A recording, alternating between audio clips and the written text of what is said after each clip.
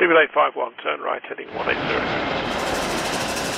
Order 14 Papa, turn right 245, report localizer established 27. A couple of times a year, the aviation industry is lucky to have an air show with major players in the industry visiting, announcing orders and future aircraft potentially as well.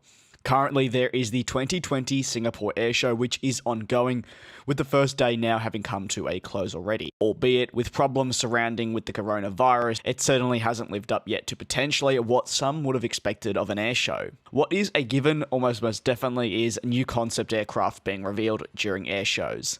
It's something we've become rather accustomed to in the past. However, this time, we've had Airbus reveal their Maverick. Now, that's the model aircraft for validation and experimentation of robust innovation controls and breathe. The Maverick for short, which I will be referring to it as in the future, is a blended wing airliner. The way it is designed is for means to cut CO2 emissions by some 20%. However, this testing has indeed been kept well under wraps, partially down to its actual scale. Back in June of 2019, a test aircraft did indeed fly in France. While the test aircraft is closer to a model plane in size, it allows Airbus to improve their knowledge on the subject and more closely refine potential problems, while also generally, as mentioned, working on efficiency and bettering all features of the aircraft.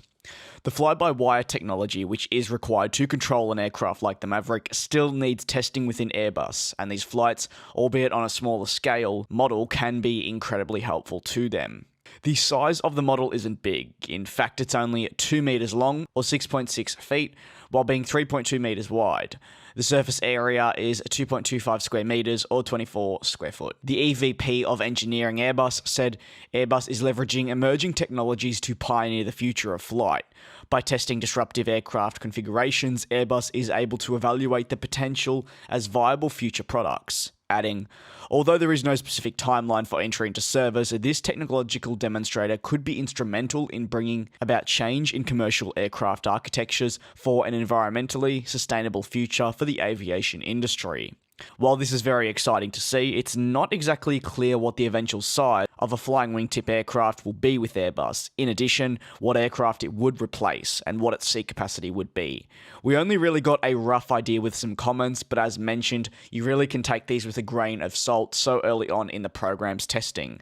Someone said for the equivalent seat count of a tube and wing aircraft, the footprint of such aircraft is much smaller, indicating maybe potentially at it being for smaller planes. We're going to have to wait and see on that front. It's just way too early to tell. It's no guarantee that in 50 years a plane will look like this. However, the important studying, test flights and knowledge building will all go an incredibly long way in building more efficient jets for the future. It's been definitely a slow start to the Singapore Air Show, hence the whole 4 video a day average when an air show occurs being thrown out the window.